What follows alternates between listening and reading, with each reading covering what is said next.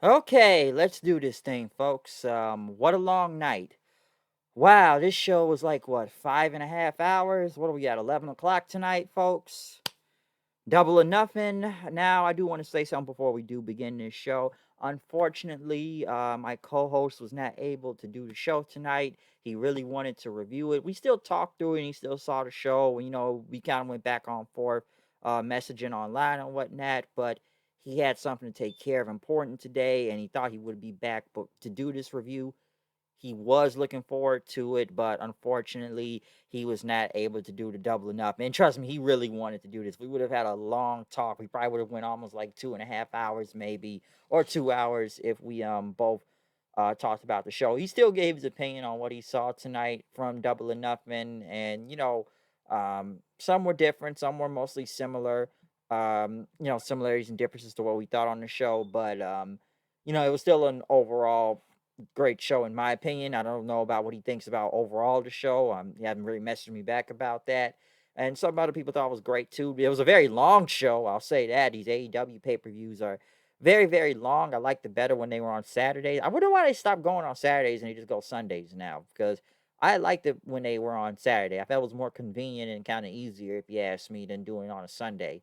But yeah, man, we really wanted to do a double review tonight of Double or Nothing, and he just couldn't do it tonight. So next one, we'll try to get the next pay per view to make up for it. But he was really looking forward to this AEW one because we would have had a fun time doing this. But yes, a very long show tonight. Welcome to the AEW Double or Nothing. I want to say Double or Nothing 3. I guess we're on at this point review. Um, Tonight was a full capacity crowd. The Daly's Place Center holds about what 5,500 fans, and like I said, this was a full house. We kind of saw the gist of that last Friday on Dynamite. I don't know if it was a full house there, but this was a full house. This had live fans. The crowd was back.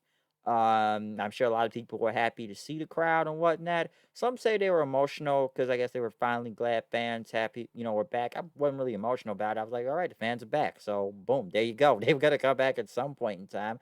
Like I said, I'm not gonna go into a whole COVID conversation right now because listen, me and my friend Coles were talking about this. We probably would have different opinions on it and everything. And I'm gonna get to that later on when it comes to a certain show that's gonna be coming over here, of course, in Chicago in the next coming months. But I'll get to that in a second. But yeah, man, the fans were there. They were live, energetic, very loud. A lot of pops tonight for folks, and it was cool when it was daylight out there. But we do kick off the show tonight, though. I would say the pre-show. The pre-show of Serena D versus Rio for the NWA Women's Championship. Now, I'm really no big fan of Rio, and honestly, I just still think her offense looks very, just inoffensive and whatnot and doesn't really do any effect. But this was a really, strong opener to kick off on the pre-show. Serena Deeb is just that great in the ring, man. Deeb is she's just that damn good. I know she's signed with NWA right now, but man, she's just that damn good in the ring. And like the last match with her in Rio when they did that tournament thing, that was real good too. And this was another one, that they did. And Deeb focusing on the bad knee. Some say Deeb was a little bit more heel here in this match. But yeah, definitely more heelish right here with Deeb. Like I said, getting the whole stretch muffler. I think it was a stretch muffler, knee submission onto Rio and whatnot. So yeah, Serena Deeb still retain the NWA Women's Championship. Very, like I said, really strong opener. Went about 15 minutes out there. So just really good way to kick off the pre-show and whatnot. So yeah, Deeb still retains the title. Um, really good women's match. But next, though, we do have the official show, the I guess actual card at this point for Double or Nothing. Of course, they did bring out the commentators. Taz was out there for the first match. Jr. Being introduced, and of course, you have Tony Schiavone and Excalibur. But the actual opener to this show was Hangman Page versus Brian Cage. Cage still looks like the Terminator and whatnot. Hangman Page getting a huge pop when he came out there, a very strong opener with both of these guys. This was a great match, all right. And glad Hangman Page is okay after what happened last Friday with that nasty cut after that match with Jelly Nutella and whatnot. But Hangman just him and just Cage killed it out there. Okay, this was great. This was a fun match. I did like when Cage looked like he was about to go for the buckshot lariat himself, but Hangman ended up hitting like a F5 on him. Then Cage hit him with a buckle bomb after that, trying to get them with the pinfall. Cage basically came back with a clothesline and even a big spinning power bomb on him. Ricky Starks and Hook came out and tried to distract the referee and throw the FTW title in there, but Cage threw it back. He didn't want nobody's help to do it. Um, Cage ended up throwing Hangman over the top rope, but basically Hangman held on. Cage started arguing with Hook then. Hangman ended up hitting the buckshot lariat onto Brian Cage, and Hangman won the match. So, like I said, very hot opener to kick off the actual show. As we see more dissension in the Team Taz now with Cage and everybody else. So, I'm sure Cage is going to be turning on these guys pretty soon, okay? Given that you have to argue with Starks and Hook out there. But overall, great match. Next, tag team titles on the line. Young Bucks versus John Moxley and Eddie Kingston. John Moxley coming out to Wild Thing, giving a big reaction. I still think his older theme song is better, but Kingston and Moxley coming through the crowd, even getting a beer they took out of one person's hand. I will say this: this was a very great tag match. I'm sure some would say this is a typical Young Bucks match, which I can see a lot of that in there too. Personally, I think this match went on way too long. Number one, they could have shaved off a couple minutes from this. I felt like this match went 30 minutes because after a while, I just felt like it was too many near falls. Of course, you have to get Brandon Cutler involved for some reason, and he was pretty much done with fast and whatnot. But this, like I said, this is a very long match. I know Moxley started bleeding at one point through the match. I think he hit what did he hit? He got hit on the ramp. He got hit with a Meltzer driver, and that's when he started bleeding. And then the refs tried to check him. Kingston basically trying to fight off the Bucks. Then also they even tried to hit the more bang for your buck. Then Mox had got a sleeper into one of the Bucks. Eddie Kingston tried to stop Nick, but Nick ended up in the 450 anyway. Onto Moxley. Matt got out the way. They tried to cover him. They tried to hit the Meltzer driver on the Kingston in, but Mox ended up stopping him in after that. They hit the Doomsday device on him. Fans started chanting "Fight Forever." Like I said, this is when we just started getting near fall after near fall after that. Moxley, ended up trying to take out both the Bucks. He even hit a big Death Rider then and whatnot, and even put him into a sharpshooter, but that still did not work. Mox ended up hitting his big clothesline after he got super kicked. Yeah, we haven't seen him do that lariat when he just kind of hangs on the ropes and does that big clothesline thing. But yeah, Mox ended up hitting that on both of them. Hit a Death Rider, and but the pin got broken by Matt Jackson. Then once again, it got hit with the hit like another super kick on him. Then on the Moxley, several super kicks on him. Then after that, they tried to cover him, but Mox got up after one. He was hyped up. And then they kept hitting him with like the BTE trigger, but he did not go down. Eddie Kingston looked gassed throughout this match. I'll say that. All right, he looked nearly dead because there were just points in time where he just kind of disappeared after a while, and I think he was just gassed. That's what I kind of thought because he was just on the ground. I'm like, all right, man, come on, get up, get up. You gotta save Moxley out there. But after the several BT triggers, they end up pinning John Moxley. Then I actually thought Kingston would be taken. I'm surprised Mox took the pin out of all this. But yeah, it was just a lot going on in this match. Like I said, you had freaking Gallows and Anderson getting involved also, and I think what was it? Like Gallows and Anderson got involved, and Kazarian coming after you know, the Elite. Then say he would vow to take out all the Elite after that, so he was out there too. Like I said, it was just a lot going on. Even that bad spray can spot they did too. But I felt like they should have at least shaved off 5 minutes off this match. It just went really long, and this was like the second match of the show. I still like this tag match, but it was just too many false finishes, and I think they could have took 5 minutes off of this too. But overall, this was still a great tag team match. This, I would say, I nearly got all my predictions right. This is one of the others I got wrong. I actually thought Mox and Kingston were going to take the tag team titles, so that did not happen. So that's probably like two predictions I got wrong tonight. This one, the one that's going to be coming up soon. But next was the Casino Battle Royale. They said QT Marshall was out due to injury. They brought Big Show out for commentary. So I guess they put Aaron Solo as his replacement. We did kick off with the shuffle of the decks. I guess they had the clubs come out first. which it was Christian Cage, Matt Sydal, Powerhouse Hobbs, Dustin Rhodes, and Max Caster, who came out and rapped, even saying a line about Christian saying you used to have an edge. So I thought that was funny. Caster was actually gone first. Christian up taking him out, so the guy that rapped was gone. Next, they even had the Diamonds come out, which was probably one of the weakest deck of cards out here. Was what Matt Hardy and Isaiah Cassidy, which they tried to attack Preston 10 out there of the Dark Order, and they got kind of taken out by him. Nick Camarato and Serpentico, which like Pentico and Camarato were kind of gone nearly fast after that.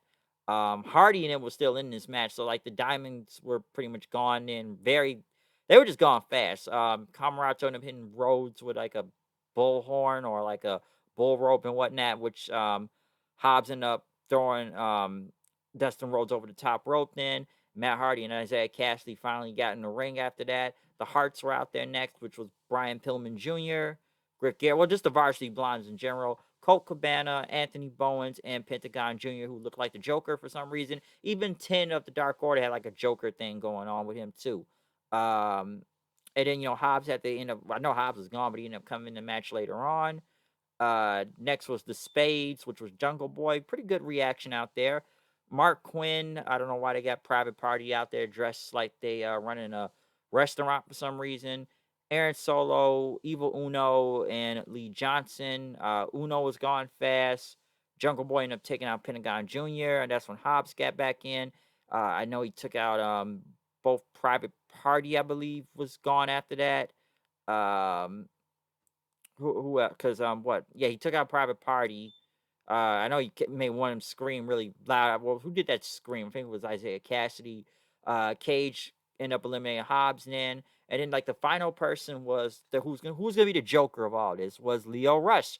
Some people I know actually thought Leo Rush was retired still, but Leo Rush has been back in wrestling. I know he's been on MLW and New Japan. I was surprised to see him here, but then he was gone really fast too. So Leo Rush was literally here for like 3 minutes in this match, and then he was gone. I don't know if he signed with AEW or whatnot, and it was good to see Leo Rush. I'm sure some would say hopefully he does good in his company if they do sign him after what happened with him and WWE and all that money shit that was going on.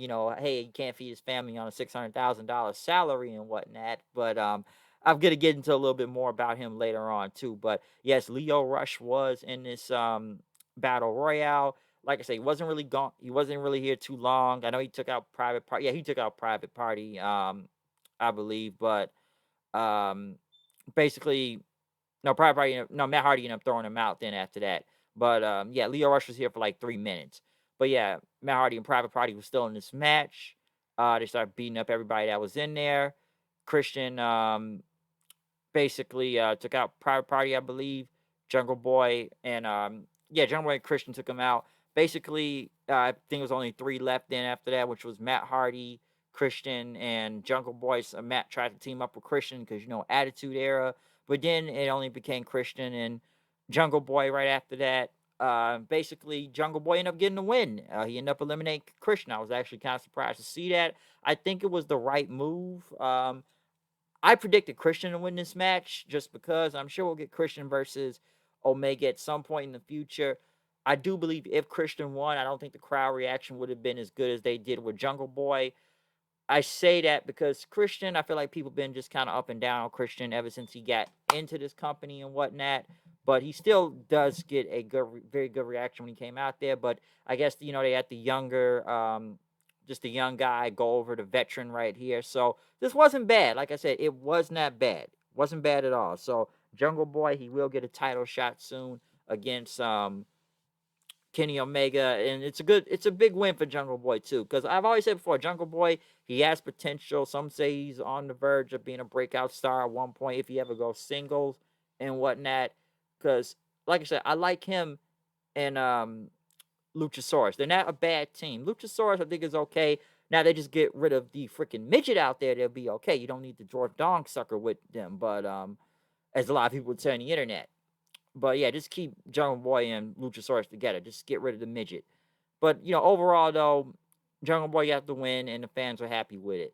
Now this is the match where everything went down. Then after this, not the show, but this is when the air was kind of sucked out of the room right here, and everything kind of got quiet. because you had some hot matches going on and the crowd was, rocking with it. But this is where it went down.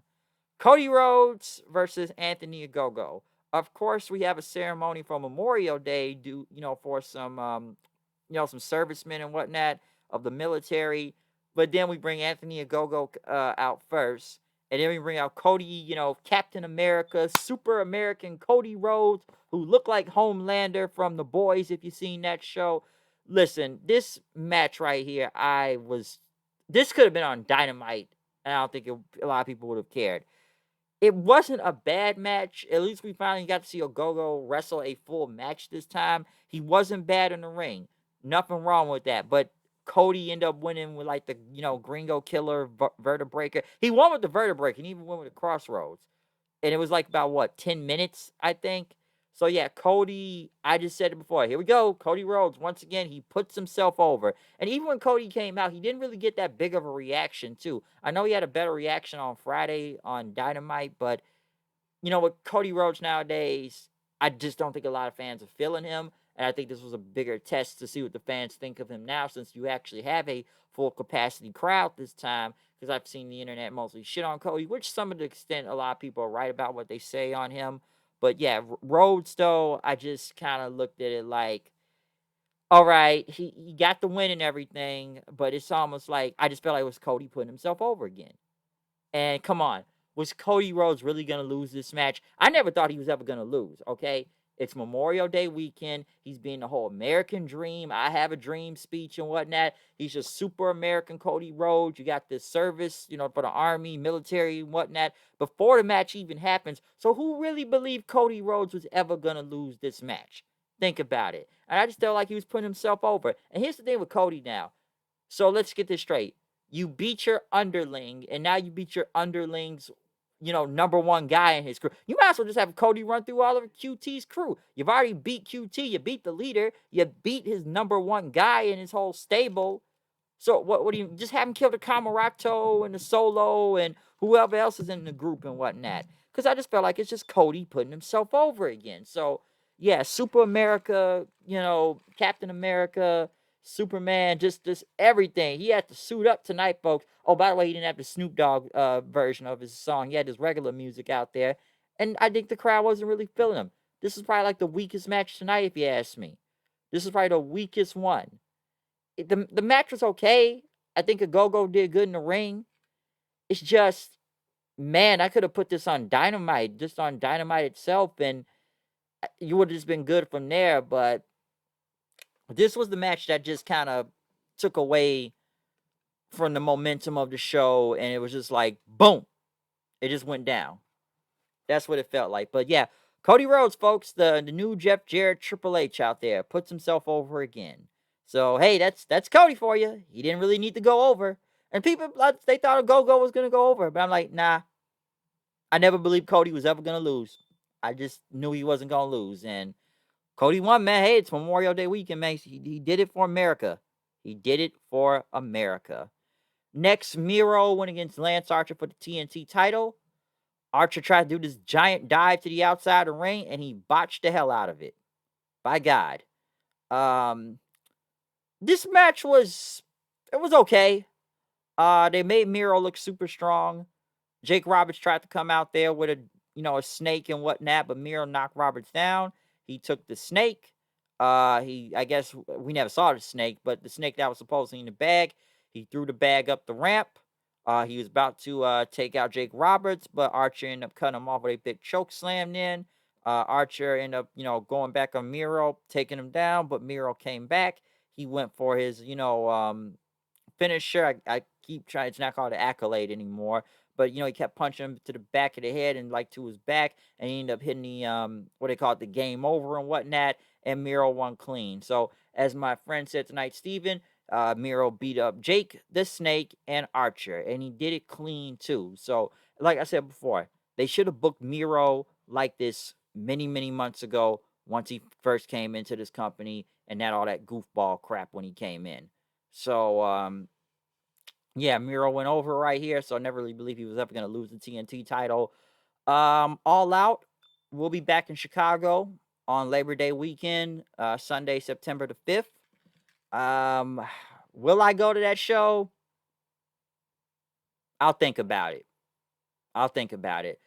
I got time until September. I'm sure things will change for the better, hopefully, if that is true with with the whole virus and whatnot. But we'll see what happens. I'm sure it'll be in Hoffman Estates again.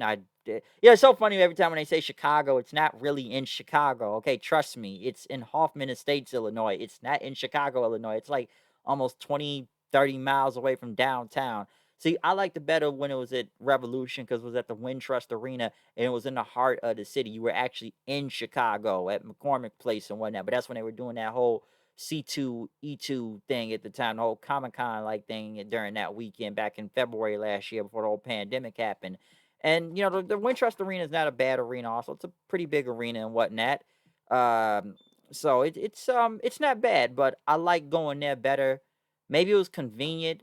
Maybe because it only took me 20 minutes to get there, and I didn't really live that far away, and I could just literally drive up there, and I'll be there really fast. Or I could just took the train there, and I would have been there still in the same time of 20 minutes. So I rather have done that. I rather just go back to the Wintrust Arena, but knowing them, they're probably gonna go back to Hoffman Estates because that's very far, and they gotta do the whole convention if they do a star cast and whatnot. So we'll see what goes on with that. But yeah, they're gonna be back Labor Day weekend. But I would hope they go to the Wintrust Arena, but I don't think it's gonna happen.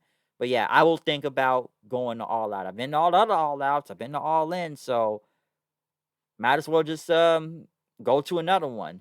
But one thing my friend did tell me though, make sure you have your mask. So I'm gonna make sure I got this thing with me. All right. Hey, vaccine and that, I'm still wearing this motherfucker, all right? I know it's a lot of people out there that didn't have masks tonight. I know some do, but I ain't got to be everybody else. If I'm going to go up out there, I'm going to wear this mask. I ain't going to get caught lacking out here and try to catch this shit, all right? I ain't fucking stupid now. You may disagree with me if I still wear this mask, but hey, man, it's my opinion over yours, all right? So you got your opinion, and I got mine. But I'm gonna do what I gotta do to keep me safe and whatnot. So if I wear the mask when I go out there, I'm gonna keep that mask when I go out there. If I go to All Out, so I'm not like I said. Don't get caught up lacking. Don't ever get caught up lacking out here. But yeah, we'll see if I go to All Out though. But hey, it's in Chicago, folks. It's in Chicago. Next, Hikaru Shida versus Britt Baker, AEW Women's Championship. Um, honestly, I was just waiting for Baker to win. I'm sure everybody was. They gave them some good time out there. They gave them nearly 20 minutes. Wasn't a bad match. I actually thought the NWA Women's title was a better match than the AEW Women's title. I really believe that. It wasn't bad. I was just waiting for Baker to win. All right. Because listen, we knew Sheeta was losing. I know Sheeta's had the belt for over a whole year since last year's Double or Nothing, but this was Baker's time, and she had to be the one to win. She won with the lockjaw, and celebrated even with Tony Schiavone, who came out and hugged her and whatnot. So we knew Baker was winning. Like I said, I look at Hikaru Shida's title reign. It wasn't a bad title reign or whatnot. Just something I would blame on the company and booking, given that, after a while, I just felt like, who does Sheeta really have to face? She had some good matches here and there, don't get me wrong, but who was she, who did she really have to face? Tell me. Like, come on. It felt like a challenger of the week thing mostly. So someone had to get that belt off of Sheeta sooner or later, and I'm glad it was Baker. So like I said, the match was okay, but I was just waiting for Baker to win. And like I said, people were chanting DMD, DMD, and whatnot. And someone told me that Sheeta got a lot of hate on the internet. I guess they were just sick of her as champion. I was sick of her. Well, I could say I was, but I was like, who's gonna be the one to take the belt off of her again? I don't know. I'm not gonna go into the whole, they fired that Spanish announce team because of what he mocked Sheeta or something. I'm not really gonna go into that right now. I didn't even really know about it till I looked on Twitter and read the translation to it, but it was either that or it was gonna send the sensitivity training, so I didn't really think of much about it. I was like, I just waved it off until let's see what happens, and they ended up firing the guy. So boom, there you go. But yeah, Britt Baker is now the new AEW Women's Champion, and I think some of the fans had chanted "Thank you, Sheeta" before the match. The next match ended up happening. So yeah, new champion, folks. Definitely new champion. Um, Next, Ethan Page and Scorpio Sky went against Sting and Darby Allin. Sting and Darby Allin, I guess, once again, almost had like a cinematic thing coming up, like in a car and whatnot. Darby's on a skateboard. Darby gets in the car with Sting, and Sting says, "It's showtime." Wow, this was fun to watch. A bit sloppy out here and there. My co-host did tell me tonight this match was sloppy, but I think everybody was just happy to see Sting and Darby out because Sting actually wrestled in front of a live crowd. Of course, Darby has to do that big dive to the outside of the ring. Sky ended up throwing Sting onto the ramp. Sting ended up throwing Sky off the poker chips and whatnot. Sting actually took off his shirt and actually in his gear, and he jumped off of the he jumped off to the poker chips, and his fans started to chant, "You still got it." Darby Allin's a madman because at one point, Ethan Page, he ended up throwing Darby into like the spectator wrestlers into the crowd. Even as my friend would say, he's got his Mike Awesome thing going on right now. Sting ended up having to pick up Darby Allin's limp body and then, just had to throw him back in the ring. So he threw a dead body back in the ring. Darby ended up hitting like his Slumdog Stunner thing, Millionaire, onto Ethan Page, which Sting got the hot tag. He got the big pop. He starts hitting the Stinger Splash on everybody. He hits like the Code Red on the Ethan Page. Fans continue to, chant, "You still got it." He put the Scorpion Deathlock into Ethan Page. Then Darby ended up hitting like the full draw armbar on him. Then after that, but Scorpio Sky put him in the heel hook. Darby and Page started attacking each other. Then right after that, Sting and Scorpio Sky started going punching back and forth to each other. Sky kept kicking Sting, but Sting ended up no selling and firing up. Then after that, pounding his chest. Sky he ended up avoiding Stinger Splash. He went for his big cutter, but Sting blocked it. He hit the Scorpion Death Drop and won the match. And Sting, they won clean, basically. That was probably like the cleanest part of that whole match was Sting dodging that cutter and then hitting the Scorpion Death Drop then on him. So the question is, where does Sky and Paige go on? Because, like, are these guys dead now? Like, where did they go on from here? They just lost to Sting and Darby Allin because they've been attacking those guys for nearly multiple weeks now. But now they've lost to them. So do we see a rematch from this? Where does this really go next for Sting and Darby? Where does this next go next to anybody? Okay, I still think Sky was like the weak link of the group, and I felt like Paige has been more over than him. So that's got to tell you something since Sky took the pinfall here. But yeah, Sting, the crowd went nuts for Sting once they actually see him wrestle. Sting, he never really lost it, if you ask me. Sting can still go. He can still wrestle in the ring. I know it's been a few years and whatnot. This felt like watching Sting back in TNA once again. So Sting, he still got it, folks. Sting definitely still has it. And I have fun watching it too. Could it be a nostalgia thing? I don't know. But I'm like, Sting still got it. He can still move in the ring. He could still go. Some would say it's his greatest hits out there, but the guy could still kick ass. So Sting, he's definitely still got it. Next, well, it's not the main event, but the AEW Championship was on the line. Kenny Omega, Pac, Orange Cassidy, semi-main event. Omega's coming out with Don Callis with all the titles. This match was nonstop action. This match was all over the place. I'm not going to name every move that went on here, but this went nearly 30 minutes. And I expected a lot to go on. Some of it was a little bit overbooking once it got near the end, but this was just a lot of crazy stuff in this match. Like I said, when it comes to Cassidy, I'm 50-50 on him, and it's acquired taste when it comes to him in the ring. He's never was going to win this match. Let's just get that out the way right now.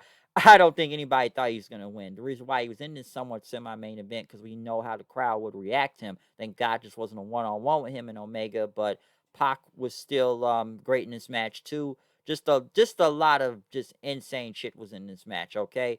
Pac hitting the freaking Black Arrow onto Cassidy almost for the win, even him with the brutalizer. Omega trying to break the whole thing up though after that, but it did not work until Pac got him with like the he tried to go for the Black Arrow then on to him, but it didn't work on him after that. What was next? Because like there was a lot of crazy ass moves in there. Cassidy hit like a DDT onto Pac. After that, but Pac once again hit like the brutalize on him. I think I said before, Omega tried to break him up, but then next thing you know, I think Omega ended up hitting the referee after that because I think Cassidy had almost got the win after hitting the whole Superman orange punches on him. It did not work.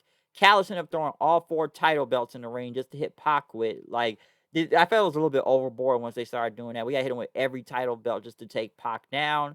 And after Omega hit him with all the title belts, then Omega he had one more title. He was gonna hit, I think, Pac with it again, but Cassidy ended up hitting him with the orange punch.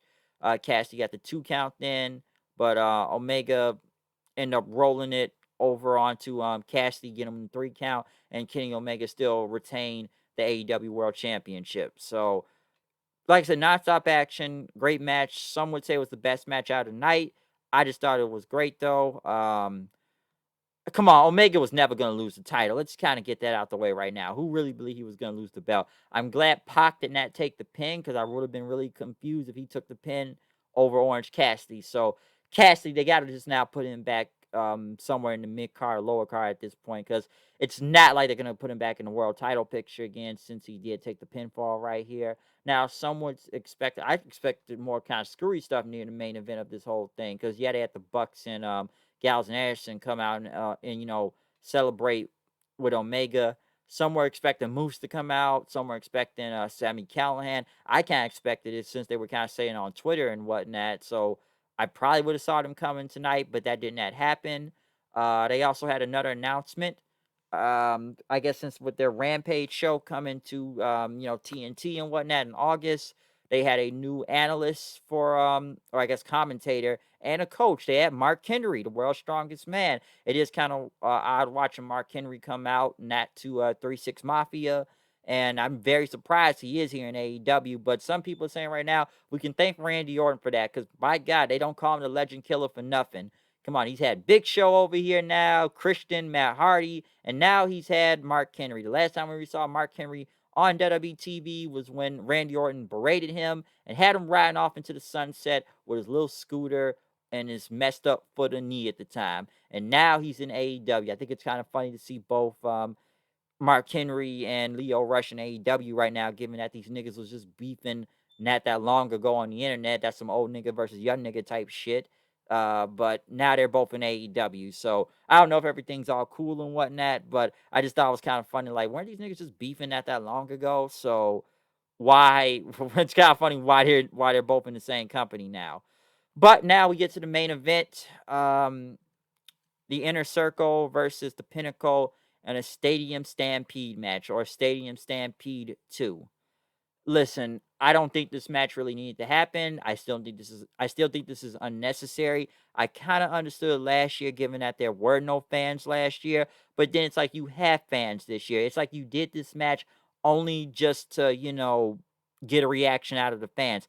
I don't think this needed to happen. I still think the payoff should have been back at Blood and Guts. I didn't really see no need to continue this. And then again, I think it's just 50-50 booking because the Pinnacle won the last one, so the Inner Circle had to win this one. Because if the Inner Circle lose here, they would have had to disband it. Okay, so I already knew the Inner Circle was gonna win anyways. Even what happened last Friday on Dynamite, you knew the Inner Circle was gonna win. All right, it's 50-50 booking, folks. I did not need to see this match again, this Stadium Stampede, but it's like they did it just to do it, and they had the Pinnacle pull up in a limo.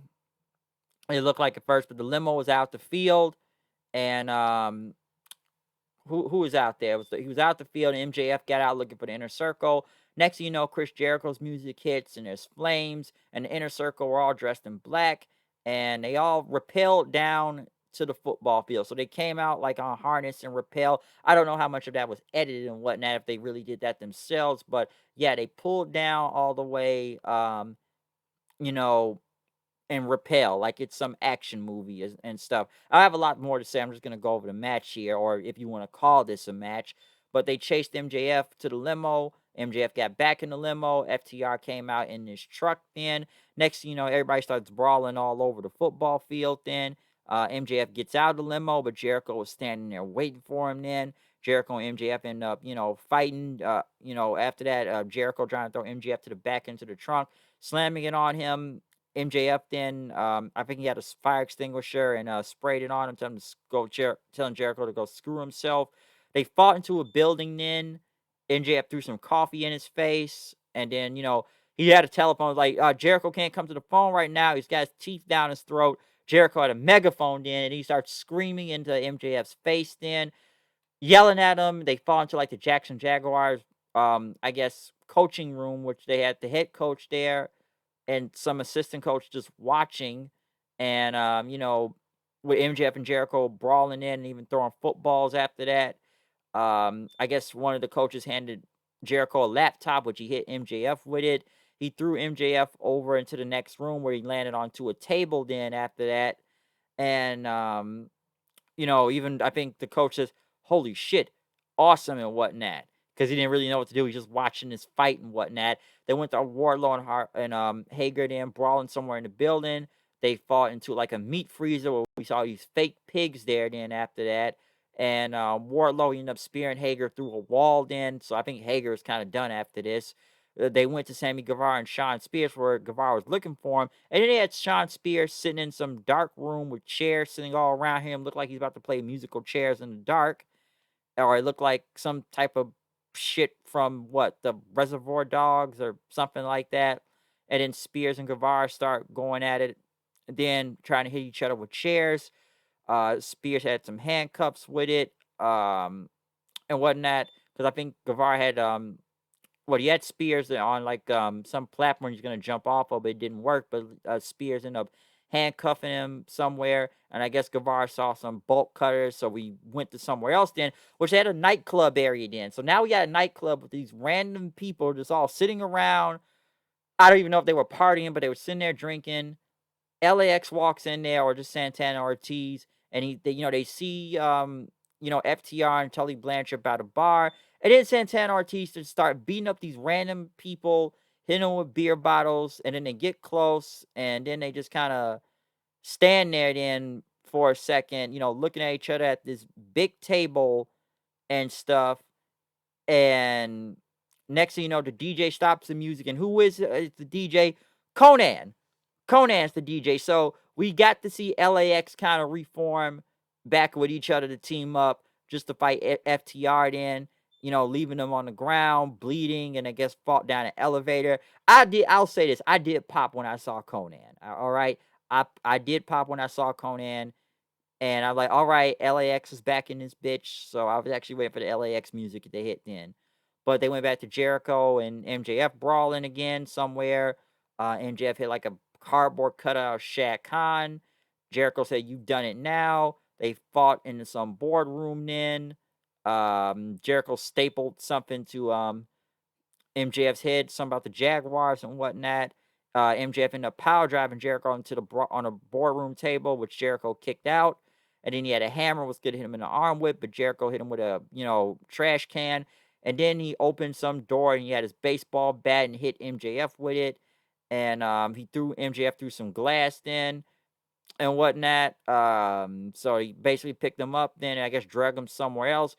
And then next thing you know, these motorcycle guys just start chasing Shawn Spears. I didn't understand that. They start chasing him. He's running to this room somewhere to get away. Jericho and MJF are back at Daly's place then, which the crowd actually sees them then. MJF is bleeding. MJF tried to throw Jericho over the stands then after that, but Jericho ended up power bombing MJF through like this table or some wooden thing right there. Spears is trying to get back into the building then, or the parking lot area. Guevara's in his little golf cart, which, when Matt Hardy then ran him over, but they go through the golf cart then, and Guevara chases him. He runs over to Shawn Spears, knocking him near the ringside. Fans start chanting, "This is awesome." Then uh, after that, both started brawling with each other. Spears ended up taking a big chair. He hit MJF, not MJF, but he hit Guevara like in the arm or somewhere near his head. And then he put the chair in between the ropes. Guevara ended up getting back up, hit his like big GTS on him, and then he took Shawn Spears and slammed his head and kicked his head into the chair. Then he hit the 630 after that, and the Inner Circle won the match thanks to Sammy Guevara, and everybody ended up celebrating then. Knocked something on the ground there, but they all celebrated then right after. Judas played after that. Pyro went off, and before the show ended, they put the middle fingers up, and then they let the fans sing the song. Just one last time when they cut the music off before they went off the air. Let me say this about the whole Stadium Stampede thing. You're either gonna like it or you're not gonna like it. I think it was unnecessary to do this match again. I think this was just backwards booking and rush booking at the same time. I don't think we need to see this. I don't think this feud need to continue at this point. Blood and Guts should have been the last thing. That should have been the payoff, and they should have went their separate ways from there. But it's like they had to do this whole stadium stampede thing again, just because, like, hey, we didn't do it with fans last year, so let's do it with fans this year so we can get a crowd reaction out of this. I will say one really good positive about this whole thing. The one biggest positive I could say about this match, it wasn't as silly as last year's. They at least took a little bit more of a serious approach to it. It wasn't a lot of crazy bullshit going on. It wasn't horses riding around. It wasn't mascots getting involved. It wasn't a wrestling ring in the middle of the field. It wasn't two teams jousting each other with weapons. It wasn't Matt Hardy jumping out of an icebox, turning himself into version 1 Matt Hardy, or broken Matt Hardy, or sitting at a bar drinking, or, milk and beer, or just a horse riding around the whole arena and whatnot, or doing some crazy spot with Omega and Guevara doing that, giant one wing angel and stuff. They didn't do all that crazy stuff like they did last year. I will say that because it was very silly. I still think a little of this stuff was somewhat still over the top, but I think it was just two teams that brawled with each other and took a more somewhat serious approach this time. I still think the whole club setting looked kind of weird in a way and silly, but like I said before, I did pop for Conan because I was glad to see LAX back in the building and whatnot. But like I said, at least they took a more serious approach to this. But I knew the Inner Circle was going to win. It was 50-50 booking, okay? That's how I looked at it. It was definitely 50-50 booking right here. So, like I said, the most positive I could say, they took a little bit more serious approach to this, and it wasn't silly. It wasn't that silly like last year. I didn't need to see it again, but at least it wasn't as silly as it was. But overall, this show was very long. I think this was a really, really great pay per view, to be honest with you. It was nice to hear the fans back again and a crowd reaction and whatnot. I know we'll see the fans once they come back on the road. I don't know how many they will have this Friday on AEW Dynamite, but how many people they let into the building. But we did get a full capacity house tonight. Okay. Overall, though, there was just a lot of great stuff I could say. The weakest match on this show would have to be Cody versus Anthony Gogo. That's where I just felt like they just kind of sucked the air out of the crowd from this. That's where it just felt like stuff just kind of paused and lost its momentum. But like I said, I like the pre-show opener. It was a really good match. I liked Hangman and Brian Cage. I did like the tag team title match, but I still think it went on a little bit too long. I thought the AEW World Title match was really good. Um, who else did I think was really good on this show? Miro versus Lance Archer was pretty decent. Could have been better. Sheeta and Baker was decent, but Baker won the title. That's the best thing, decision you could really come up with. So that's all everybody was waiting on, was for Baker to win. Sting and Darby versus Ethan and Scorpio was really good. Sting, like I said, was just getting a massive pop out there when he was wrestling. Um, the Casino Battle Royale, it was okay. I was glad to see Jungle Boy win, so at least they're giving the young guys some go. And Leo Rush ended up making his debut also. So we'll see how long Leo Rush lasts in AEW if he's there that long. The Stadium Stampede, you can take however way you want to take it. You're either going to like it or you're not going to hate it. Or you're either going to like it or you're going to hate it. The only best thing I could say, it wasn't as silly as last year. Like I said earlier, at least it was more serious this time. But overall, I thought this was a really great pay-per-view. I really thought it was. I had my differences here and there on some matches, but overall, it was not a bad show. It was a really long show, a very long show. This went on from like 6:30 p.m. to almost 11 o'clock at night. This show was damn near 5.5 hours, all right? This was a 5.5 hour show.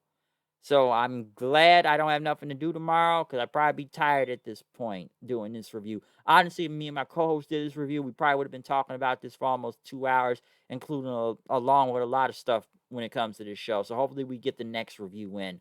But overall, I enjoyed the show. It was really fun, and yeah, that's really much all I can really say about that. I know I repeated myself several times, but I'm just giving the best opinion I can out of this entire pay-per-view. But overall, comment, subscribe. Follow me on Twitter at HoodedKnight890. We'll see you tomorrow night for the Monday Night Raw review. So yeah, Tell me what you think about Double or Nothing 3 tonight. All right. And I guess I'll ask this question too. Should I go to All Out? I'm going to ask you guys this. Should I go to All Out in the next few months when it goes down? I most likely will. I think I will. But like I said, still got to stay safe out here. Don't get caught lacking. All right. But yeah. Overall, I'm not going to keep repeating the whole Twitter thing. And follow me on Twitter at HoodieNight890. I've said it again. There you go. But yeah, I'm out here. I'll see y'all later. See you tomorrow night. Peace out. 45 minutes we went tonight. 45 minutes. Not bad. Peace, y'all.